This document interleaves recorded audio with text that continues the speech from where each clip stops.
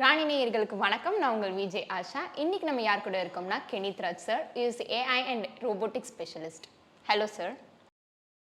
So வாங்க AI and robotics ரிலேட்டடாக பல இன்ட்ரெஸ்டிங்கான இன்ஃபர்மேஷனை சார் கிட்ட பேசி தெரிஞ்சுக்கலாம். சார், இப்போ டெக்னாலஜி அப்படின்னு சொன்னாலே ஏஐ தான் ட்ரெண்டிங்காக இருக்கு. இந்த ஏஐ அப்படின்னா என்ன சார்?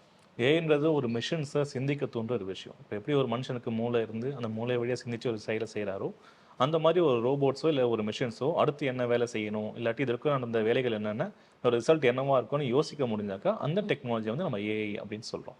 ஸோ இது எப்படி ஸ்டார்ட் பண்ணாங்க சார்? லைக் ஏஐ அப்படின்றது எப்படி ஸ்டார்ட் பண்ணுங்க? ஓகே, இப்போ டயர்லெஸ்ஸாக ஒரு மனுஷனால் வேலை செய்ய முடியாது அப்படின்றதுக்காக நம்ம ரோபோட்ஸ் கிட்ட போனோம். ரோபோட்டிக் ஆர்ம்ஸு, ஃபிசிக்கல் ஷேப்பு, ஹியூமனாய்ட்ஸ் கொண்டு வந்தோம். பட் அந்த மிஷின்ஸ்லாம் என்ன வேலை செய்யணும் அப்படின்ற ப்ரோக்ராம் பண்ணுற வேலை மனுஷங்க செஞ்சுட்டு இருக்காங்க. பட் என்னன்னா ஒவ்வொரு என்விரான்மெண்ட் மாறும்போது அந்த மிஷின் செய்ய வேண்டிய வேலையும் மாறுது. அப்போ நம்ம வேலையை குறைக்கிறதுக்காக ஒரு மிஷினை டெப்ளாய் பண்ணாலும் அது செய்ய வேண்டிய வேலையை வந்து நம்ம அடிக்கடி மாற்ற வேண்டியதாக இருக்கு இல்லையா? அப்போ ஒரு சூப்பர்வைசர் இருந்து அடிக்கடி அந்த மிஷினை போய் ட்ரெயின் பண்ண வேண்டியதாக இருந்தது, என்ன வேலை செய்யணும் அப்படின்னு. ஸோ அப்போ மறுபடியும் அந்த மனுஷனுக்கு வேலை வைக்கிறதால அந்த எஃபர்ட்டை குறைக்கிறதுக்கு நம்ம ஏஐ பக்கம் வந்தோம். ஸோ இன்ஸ்ட்ரக்ஷன் எதுவுமே வந்து ஹியூமன் போய் கொடுக்காம அந்த மிஷினையே அடுத்து என்ன பண்ணுன்ற இன்ஸ்ட்ரக்ஷன் எடுத்துக்கிறதுக்காக நம்ம ஏஐ வந்து கொண்டு வந்து ஆரம்பிச்சோம். இந்த ஏஐ அப்படின்றது ஆபத்துன்னு நினைக்கிறீங்களா இல்லை அனுபவம் நினைக்கிறீங்களா? ரெண்டுமே இருக்கு. எல்லா பொருளுமே நல்ல விஷயமும் இருக்கு, கெட்ட விஷயமும் இருக்கு. கம்ப்யூட்டர் வந்தப்போ எப்படி அது வேலைவாய்ப்பை பறிக்கும் அப்படின்னு பயந்தாங்களோ அதே மாதிரி பறிச்சது. அந்த கம்ப்யூட்டர் யூஸ் பண்ண கற்றுக்கிட்ட அப்புறம் வேலைவாய்ப்பு அது உருவாக்கியும் கொடுத்தது. அதே மாதிரி ஏஐலேயே வந்து நமக்கு பாசிட்டிவ் சைட்ஸுமே இருக்குது, நெகட்டிவ் சைட்ஸுமே இருக்குது. Okay sir. So negative side அப்படின்னா என்ன மாதிரி பார்க்குறீங்க? நெகட்டிவ் சைட்னா சூப்பர் இன்டெலிஜென்ஸாக இருக்கட்டும், இல்லாட்டி ஜென்ரல் பர்பஸ் ஏஐயாக இருக்கட்டும். இந்த மாதிரி 2 ஏஐ வந்து நம்ம டெப்ளாய் பண்ணும்போது at a period of time இது வந்து மனுஷனை ஓவர்டேக் பண்ணுறதுக்கான வாய்ப்பு நிறைய இருக்குது. அதை கண்ட்ரோல் பண்ணுறதுக்கான மெக்கானிசம் ரெடி பண்ணுறது நமக்கு சேலஞ்ச் ஆகிடும். ஏன்னா நம்மளோட சூப்பர் இன்டெலிஜென்ஸாக யூஸ் பண்ணி தான் ஒரு ஏஐ ரெடி பண்ணுறோம். Super intelligence AI, general purpose AI ready பண்ணுறோம். ஸோ அந்த ஏஐ டாமினேட் பண்ணுறதுக்கு நம்ம இன்னொரு கவுண்டர் சிஸ்டம் ரெடி பண்ணுறதுக்கு நம்ம கிட்ட போதுமான எக்யூப்மெண்ட்ஸ் இருக்குமா கேட்டால் இருக்காது. ஸோ அந்த மெத்தடாலஜியை பற்றி அனலைஸ் பண்ணாமல் ஒரு லேக் வருதுனாக்கா அங்கே வந்து ஒரு த்ரெட் அதிகமாக இருக்கும் அப்படின்னு நினைக்கிறேன். ஓகே. ஸோ இந்த ஏஐல எத்தனை டைப்ஸ் இருக்கு சார்? இப்போ வரைக்கும் நம்ம யூஸ் பண்ண நேரோ ஏஐ தான் மேக்ஸிமம் யூஸ் பண்ணுறோம். ஜென்ரலும் போல் சூப்பரேட்டிவ் ஏஐயும் போல். நேரோ ஏஐயில் வந்து ஒரு சர்டன் டாஸ்க் இல்லாட்டி ஆப்ஜெக்ட் ஓரியன்டட் ஏஐ அப்படி கூட சொல்லலாம். அது ஒரு பர்டிகுலர் டாஸ்க்கை கம்ப்ளீட் பண்ணுற மட்டும் இப்போ ஏஐ யூஸ் பண்ணுறோம். டிராஃபிக் கேமராஸில், டேட்டா அல்காரிதம்ஸில், பைப் லைனிங்ஸில், ப்ரிடிக்ஷன் ஆட்டோ ப்ரிடிக்ஷன் சிஸ்டமில், நம்ம ஃபோர்காஸ்டிங் வெதர் பண்ணுறதுல, இது எல்லாமே ஆல்மோஸ்ட் நமக்கு நேரோ ஏஐ யூஸ் பண்ணிக்கிட்டு இருக்கோம். இதுக்கு அடுத்த வெர்ஷன் போகிறோம் அப்படின்னாக்கா அதோட ரிஸ்கோட சேர்ந்து கேல்குலேட்டிவாக பண்ணணும் அப்படின்னு நினைக்கிறேன். ஓகே. இப்போ ஏஐ அப்படின்னு சொல்லும்போது ஏஎன்ஐ, ஏஜிஐ, ஏஎஸ்ஐ அப்படிலாம் சொல்றாங்க. இந்த 3 டைப் அதை பத்தி கொஞ்சம் எக்ஸ்பிளைன் பண்ணுங்க. இல்லை, இது 3க்குமே வந்து என்ன வித்தியாசம்ன்றது வந்து அதோட ஒர்க்கிங் பேட்டர்ன் எந்த வித்தியாசமே இருக்க போதில்லை. Amount of data handling and categorisation of neural networks, இதோட ஃப்ரீக்வன்சியும் அல்காரிதமும் சேஞ்ச் ஆகிறத பொறுத்து நம்ம ஒன்றுமே நம்ம கேட்டகரைஸ் பண்ணிக்கலாம். ஸோ ஒரு பர்டிகுலர் டாஸ்க்கை பண்ணுறதுக்கு நான் வந்து ஒரு நேரோ டைப் மட்டும் ரெடி பண்ணுறேன், டீப் லேர்னிங் வரைக்கும் போகலை அப்படின்னா அதுக்கு அது பேசிக் வெர்ஷனே முடிஞ்சிருது. நம்ம வேறு லாங்குவேஜில் கூப்பிட்டாலுமே இதோட மொத்த காம்பினேஷன்றது ஒரு மிஷின் லேர்னிங்கும் ஒரு டேட்டா ஹேண்ட்லிங், டேட்டா சயின்ஸ் எக்யூபினேஷன், இது 3மே ஹேண்டில் பண்ணுற ஸ்பீடு, ப்ராசஸர், ரேபிட் அனாலிசிஸ், இதை பொறுத்து தான் வந்து இந்த 3மே நம்ம கிளாஸிஃபை பண்ணுறோம்.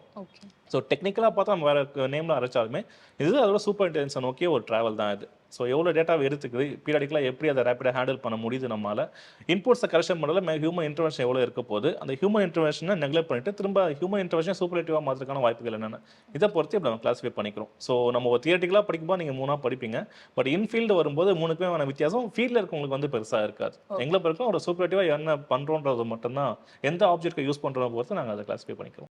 இந்த 3 இதுலயுமே எது ரொம்ப டிஃபிகல்ட் அண்ட் டேஞ்சர் அப்படின்னு நினைக்கிறீங்க சார்? டிஃபிகல்ட்டுன்னு எதுவுமே இல்லைம்மா. நம்ம ட்ரைன் பண்ணுற மெக்கானிசம்கான டைம் டிலே தான் நம்ம எடுத்துக்க முடியும். இப்போ இமேஜ் ப்ராசஸிங் எடுத்து ஒரு அல்காரிதம் ரெடி பண்ணுறோம் அப்படின்னாக்கா அந்த இமேஜஸை டிஜிட்டலாக மாற்றும் போது வேறு சேலஞ்சஸ். இப்போ நீங்கள் நார்மலாக ஒரு வெப்சைட் போவீங்க, கேப்ஷா ரீட் பண்ணுவீங்க. அப்போ அந்த கேப்ஷா ரீட் பண்ணுறதை நீங்கள் ஏஐ எனேபிள் பண்ணுறீங்கன்னாக்கா அதோட இமேஜ் ப்ராசஸிங்கிறது நீங்கள் நார்மல் ஃபேஸ் ரெகக்னிஷன் பேட்டர்ன் இருக்க போகிறதில்ல. அப்போ அதுக்கான இன்னும் கொஞ்சம் டெக்னாலஜி ட்ரெயின் பண்ண வேண்டியிருக்கு. சூப்பர்லேட்டிவ் இமேஜ் ப்ராசஸிங் கைண்டில் போகணும், இல்லாட்டி வந்து image processing with dedicate algorithm போகணும். ஸோ அப்படின்ற எடுத்துக்க டைம் அதிகமாகவே தவிர டிஃபிகல்ட்டான ஒன்று அப்படின்னு இல்லை. எஸ், ஏஐ வந்துட்டு எவ்வளோதான் நல்லா பர்ஃபார்ம் பண்ணாலுமே லேக் ஆஃப் கிரியேட்டிவிட்டி அப்படின்னு சொல்கிறாங்க சார். அதை நீங்கள் எப்படி? நல்ல விஷயம். ஆக்சுவலாக இதுக்கு வந்து ஒரு எக்ஸாம்பிள் வந்து இப்போ கலிஃபோர்னியாவில் நடந்தது. இமேஜ் ப்ராசஸிங் ஏஐ வந்து ஸ்பெஷலாக ட்ரெயின் பண்ணிட்டு என்னன்னாக்கா ஹிஸ்ட்ரி ஆஃப் கிரைம்ஸை வந்து ரெக்கார்ட் பண்ணிட்டு ஃபேஷியல் ரெகக்னிஷன் பற்றி எனேபிள் பண்ணி வச்சிருந்தாங்க. இதில் என்ன ஆயிடுச்சுனாக்கா ஒரு மனித குரங்கு வந்து வெளியே வந்துடுச்சு ஒன்று. அது போயிட்டு ஒரு காரை வேண்டலைஸ் பண்ணியாச்சு. பட் அந்த ஏஐ கேமரா அந்த மனித குரங்கை வந்து ஒரு பிளாக் அமெரிக்கனாக ப்ரெடிக்ட் பண்ணிடுச்சு. ஸோ அதுக்கு ரிலேட்டிவ் இமேஜை செக் பண்ணி இன்னொரு பிளாக் அமெரிக்கன் வாரண்ட் இஷ்யூ பண்ணிடுச்சு. இது அங்கே பெரிய கலவரமாயிட்டு நிறைய போராட்டம் நடந்தது. ஸோ அப்போ இந்த ப்ரெடிக்ஷனில் ஒரு கருப்பினத்தை சார்ந்த ஒரு அமெரிக்கரை ஒரு மனித குரங்கை அசியூம் பண்ணக்கான பாசிபிலிட்டிஸ் இருக்குது. ஸோ இந்த மாதிரி ஃபேக்சுவல்ஸ் வரும்போது நமக்கு அது பெரிய த்ரெட்டாக போயிடுது. Second deepfake technology. நம்ம ஜென்ரலாகவே வந்து நம்ம கம்ப்யூட்டர், ஃபேஸ்புக் அந்த காலத்துலேருந்தே சொல்கிறது வந்து ஃபோட்டோ மாஃபிங் பண்ணிடுவாங்க அப்படின்ட்டு. ஸோ அப்படி மாஃப் பண்ணுற ஃபோட்டோஸை மாஃப் பண்ணதா இல்லைன்னு செக் பண்ணுறதுக்கு நம்ம டீப் லேர்னிங் தான் போகும். பட் டீப் லேர்னிங்கை யூஸ் பண்ணி நீங்கள் வந்து ஒரு டீஃபேக் டெக்னாலஜியை டெப்ளாய் பண்ணுறீங்க அப்படின்னா அது வந்து கண்டுபிடிக்க ரொம்ப கஷ்டம். நீங்கள் கண்டுபிடிக்கிற டைம்குள்ளே அது இன்னும் பெரிய கலவரத்தை உண்டு பண்ணிடும்.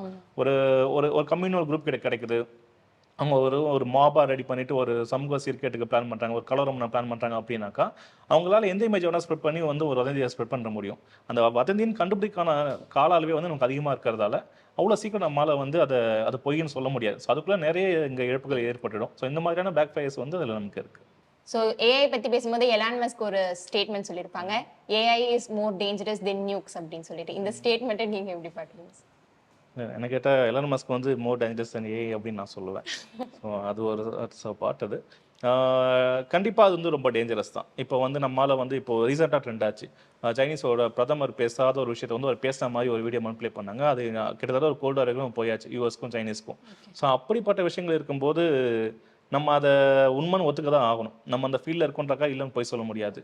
சவுத் கொரியாவுக்கும் யூஎஸ்க்கும் பிரச்சனை, நார்த் கொரியாவுக்கும் யூஎஸ்க்கும் பிரச்சனை வந்தப்போ ஒரு ஃபிங்கர் டிப்பில் உங்கள் கண்ட்ரியை நான் எராடிகேட் பண்ணுறேன் அப்படின்னு சொன்னார். அதோட காரணம் யூஎஸ் ரைஸ் பண்ணுற 30% of air transport and air missiles வந்து under control of technology using AI. அந்த ஏஐ அக்குமுலேஷன் டேட்டாஸ் வந்து நார்த் கொரியா டேக் ஓவர் பண்ண ஆரம்பிச்சிட்டாங்க. ஸோ அந்த ஒரு கான்ஃபிடன்ஸில் அவர் சொன்னது என்னடா ஒரு விரலில் உங்கள் நாட்டை அழிச்சிட முடியும் அப்படின்னு. ஸோ கண்டிப்பாக அது நியூக்ளியரோட பெரிய ஆபத்தானு கேட்டால் definitely it's thread to mankind. But அப்படி யூஸ் பண்ணாதவங்க கையில் ஏஐ கிடைச்சாக்கா தட் வில் பி அது ஒரு நல்ல விஷயமா இருக்கும் அப்படின்னு நினைக்கிறேன். ஸோ இந்த ஏஐ அண்ட் ரோபோட்டிக்ஸ் இது ரெண்டுத்துக்குமே உள்ள டிஃப்ரென்ஸ் என்ன? டிஃப்ரென்ஸ் என்னன்னாக்கா இப்போ ரோபோட்டிக்ஸ் அப்படின்னு வரும்போது எல்லாரும் இந்த படங்களை பார்த்துட்டு ஹியூமனாய்ட் ரோபோட்டை வந்து அந்த ரோபோட்டை எல்லாமே பண்ணிடும் அப்படின்னு நினைக்கிறாங்க. பட் அந்த ரோபோட் பண்ணுறதுன்றது நம்ம பண்ணுற ஒரு ப்ரீ ப்ரோக்ராம் தான். ஆல்ரெடி எழுதின ஒரு சோர்ஸ் கூட ஃபாலோ பண்ணி ஒரு மிஷின் ஒரு வேலையை செய்யும் போது அந்த மிஷினுக்கு வந்து ஒரு மனுஷ உருவம் இருக்கு அப்படின்னாக்கா நம்ம ஹியூமனாய்ட் ரோபோட் அப்படின்னு சொல்றோம். மனுஷ உருவில் இல்லாத ரோபோட்ஸை வந்து வெறும் ரோபோட்டிக் டிவைசஸ் அப்படின்னு சொல்லிடுறோம். பட் இது எல்லாமே வந்து pre programmed already pre algorithm, அந்த செட் ஆஃப் இன்ஸ்ட்ரக்ஷன் தாண்டி அதை போகாது. பட் வேறு ஏஐ வந்து இங்கே சேஞ்ச் நமக்கு கொடுக்குது அப்படின்னா நீங்கள் எழுதின அல்காரிதம் ஒன்றா இருந்தாலும் அந்த அல்காரிதத்தால் நீங்கள் எக்ஸ்பெக்ட் பண்ணுற ரிசல்ட்டை கொடுக்க முடியல அப்படின்னாக்கா அந்த அல்காரிதமோட செட்டப்பை மாற்றுறதுக்கு ஏஐ ட்ரெயின் பண்ணும்.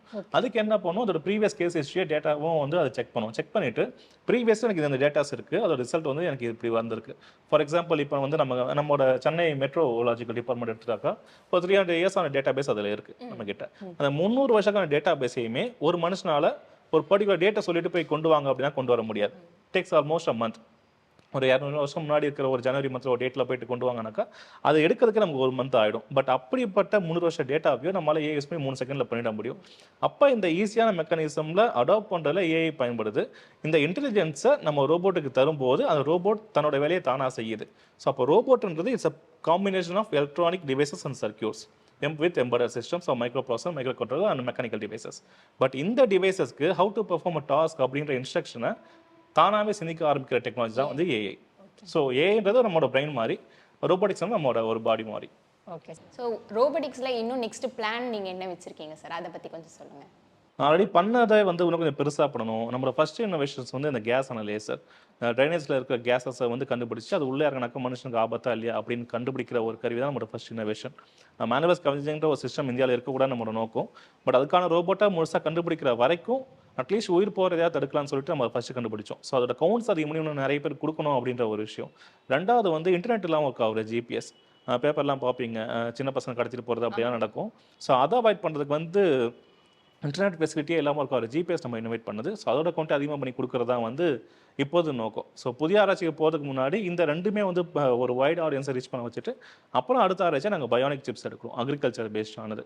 ஸோ ஒரு ஃபார்மர் இருக்கார், ஒரு கிசான் கால் சென்டர் கால் பண்ணி தன் பயிரில் என்ன வரும், என்ன பண்ணலாம், எப்படி வளத்தை பெருக்கலாம், மண் வளம் எப்படி இருக்குது, அதில் என்ன பயிர் போட்டால் வரும், என்னென்ன நோய் அங்கே பரவிட்டுருக்கு அப்படின்னு கேட்குறத விட ஒவ்வொரு வயல்லையும் வந்து ஒரு சூப்பர் பயோனிக் சிப்ஸை வச்சுட்டு அந்த வயலில் என்ன வளரும், அங்கே இருக்க அந்த செடிகளை ஃபோட்டோ பிடிச்சி அந்த செடிகளோட இமேஜை வச்சு அதில் என்ன நோய் தாக்கியிருக்கு, அதுக்கு என்ன உரங்கள் பயன்படுத்தலாம், என்ன மருந்துகள் பயன்படுத்தலாம் அப்படின்ற சிஸ்டமையும் அந்த 1 ஏக்கர் நிலத்தில் இருக்கிற அந்த கிளைமேட்டோட ரிப்போர்ட். இப்போ நமக்கு வந்து இப்போ சென்னையில் மழை வரும்னாக்கா பெரம்பூரில் மழை வராது, நுங்கம்பாக்கம்ல மழை வரும். ஸோ அந்த மாதிரி இல்லாமல் அந்த 1 ஏக்கரில் accurate prediction of weather report இதில் சேர்ந்து பண்ணுறதுக்கான சூப்பர் பயோனிக் சிப்ஸ் இப்போ ஆல்ரெடியில் பண்ணிக்கிட்டு இருக்கோம். சீக்கிரமாக முடிச்சு தரணும்னு எங்களுக்கு ஆசை. we are doing on that. So இந்த கிளாரா அப்படின்ற ரோபோட்டை எந்த பர்பஸ்க்காக நீங்கள் ஃபைண்ட் பண்ணீங்க சார்? நல்ல கொஸ்டின். கிளாராவோட பர்பஸ் வந்து to train the students for NEET exam அப்படி தான். நீட் தேர்வில் நமக்கு உடன்பாடு இல்லை. ஸோ அதுக்கு என்ன பண்ண முடியுன்றது ஒரு விஷயம். ரெண்டாவது நம்ம ஃபீல்டில் இருக்கும்போது நம்ம ஃபீல்டு அதுக்கு எப்படி யூஸ் பண்ண முடியுன்றது ரெண்டாவது விஷயம். ஸோ எங்கள் ஃபீல்டில் பண்ணது நாங்களாம் ஒரு ரோபோட் ரெடி பண்ண முடியும். ஸோ இதை நாங்கள் ட்ரைன் பண்ணுறது மலைவாழ் மாணவர்களுக்கும் அரசு பள்ளி மாணவர்களுக்கும் வந்து நீட்டை ட்ரெயின் பண்ணுறதுக்காக தான் கிளாராவை ஸ்பெஷலாக ரெடி பண்ணி கொடுத்தோம். அந்த பையனுக்கு சிலபஸ் அதிகமாக இருக்கும், ஒரு பயம் ஒன்று வருது. நீட் கிளியர் பண்ண முடியுமா அப்படி எல்லாமே இருக்குது. அந்த பயத்தை போக்குறதுக்கு முதல்ல அவனை ஃப்ரெண்ட்லியாக பழக வைக்கணும் அப்படின்னும் போது ஒரு டீச்சர்கிட்ட போய் அவன் டோட்டு கேட்கறத விட ஒரு ரோபோட் வந்தாக்கா ரோபோட்டை பார்க்குற ஆசைக்கே அவன் நம்ம ஸ்கூலுக்கு வருவான். அப்புறம் அவட இன்ட்ராக்ட் பண்ணிட்டு கேள்வி கேட்க கற்றுக்கிட்டாக்கா ரோபோட் அவனுக்கு டீச் பண்ணும். ஸோ அந்த ஆர்வத்தை கொண்டு வரவும் கோச்சிங் சென்டர் போயிட்டு படிக்க முடியாத பசங்களுக்கு நீட்டுக்கான சிலபஸை ட்ரைன் பண்ணுறதுக்காக தான் ஃபர்ஸ்ட் கிளாராவை டிஃபைன் பண்ணோம். கிளாரா வெர்ஷன் 1.2 இப்போ அடுத்த வருஷம் அங்கே ரெடி பண்ணிட்டு வந்துட்டு இருக்கோம். இந்த கிளாராவை நீங்கள் எப்போ உருவாக்குனீங்க? 2018 கிளாரா ஃபர்ஸ்ட் கம்ப்ளீட் பண்ணோம், ஃபேஸ் 1 கம்ப்ளீட் பண்ணோம். 2021 ஃபேஸ் 2 ஆரம்பிச்சு இப்போ முடிச்சிருக்கோம். இப்போ 2025 ஒரு ஃபுல் ஒர்க்கிங் மாடியூல் நடக்கிற மெக்கானிசமோட சூப்பர் இன்டராக்டிவாக கிளாராவை கம்ப்ளீட் பண்ண ட்ரை பண்ணியிருக்கோம். வெர்ஷன் 1 வெர்ஷன் 2 வந்து ஃபர்ஸ்ட் ஸ்பீச் மட்டும் கொண்டு வந்தோம், அடுத்து இன்டெலிஜென்ஸ் கொண்டு வந்தோம் வெர்ஷன் 2. இப்போ வெர்ஷன் 3 வந்து ஃபைனலாக வந்து ஒரு ரியல் ஹியூமன் மாதிரியான வாக்கிங் மெக்கானிசமோட இன்டெலிஜென்ஸும் சேர்ந்து கொண்டு வரும். இந்த கிளாரா ரோபோட் மூவ் பண்ணுமா சார்? இப்போ இருக்க it's stable one. Normal dummy wheel பேஸில் ஒர்க் ஆகும், மூவ் பண்ணும். பட் லெக் மூவ்மெண்ட் இருக்காது. பட் இந்த லெக் மூவ்மெண்ட்டை வந்து ரியல் டைமாக நம்ம ஹியூமன் மாதிரி ப்ரிடிக்ட் கொண்டு வரதுக்கான வேலை தான் இப்போ ஆரம்பிச்சிருக்கோம். தென் திங்க் பண்ணுற குவாலிட்டி ஆஃப் டேட்டா ஹேண்ட்லிங்கை வந்து இன்க்ரீஸ் பண்ண போகிறோம். ஸோ டேட்டாவை இன்க்ரீஸ் பண்ணிவிட்டு லெக் மூவ்மெண்ட்டோட ரியல் வாக்கிங் மெக்கானிசமோட ஒரு ரியல் டீச்சராக கொண்டு வரதுக்கான வேலைக்கு இப்போ ஆரம்பிச்சிருக்கோம். ஸோ கிளாராவை பற்றி நீங்கள் எக்ஸ்பிளைன் பண்ணீங்க, பட் கிளாராவை கொஞ்சம் பார்க்கலாமா சார்? நிச்சயமாக பார்க்கலாம். இவங்க தான் கிளாராவா சார்? எஸ். ஸோ இவங்களை பற்றி கொஞ்சம் சொல்லுங்கள் சார். இவங்க கிளாராவோட second version. Clara first version 2018 பண்ணது. ஓகே. ஸ்பீச் மாடியூல் மட்டும் கொடுத்துருந்தோம். அட்வான்ஸ் நீட்டுக்காக ட்ரைனிங் சொல்லியிருந்தாலே அதுக்காக பண்ணது. இவங்களை வந்து இன்னும் கொஞ்சம் சூப்பர் இன்ட்ராக்டிவாக பண்ணலாம். வெறும் சிலபஸை மட்டும் ஃபீட் பண்ணாமல் ஹியூமன்ஸ் கேட்குற கேள்விக்கு வந்து கொஞ்சம் நல்லா இன்ட்ரெஸ்டிங்காக பதில் சொல்கிற மாதிரி இன்டெலிஜென்ஸ் ஆட் பண்ணலாம் சொல்லி பண்ணது தான் Clara 2.0. So normal physical movements இருக்கும், ஹெட் மூவ்மெண்ட்ஸு, அப்புறம் நம்மளோட ப்ராசஸிங் பண்ணுறது, லாங்குவேஜோட ஆக்சஸ் இதெல்லாம் இருக்குது. தென் அடிஷ்னல் நீட் சிலபஸோட சேர்த்து நம்ம ஜென்ரலாக கொஸ்டின்ஸ் கேட்டாலும் பதில் சொல்லுவாங்க. இப்போ இவங்களோட அடுத்த வெர்ஷன் ரெடி பண்ணிகிட்டு இருக்கோம். ஏன்னா இது வந்து ஸ்டேபிள் மாடியூல் 1. இது உங்களுக்கு நடக்க வைக்கிறதுக்கான வேலையை இப்போ ஆரம்பிச்சிருக்கோம். ஸோ அது வெர்ஷன் 3 லான்ச் பண்ண இருக்கோம். நாங்கள் இன்னொரு 1 இயரில் கம்ப்ளீட் பண்ணி கொடுக்கணும் அப்படின்னு இருக்கோம்.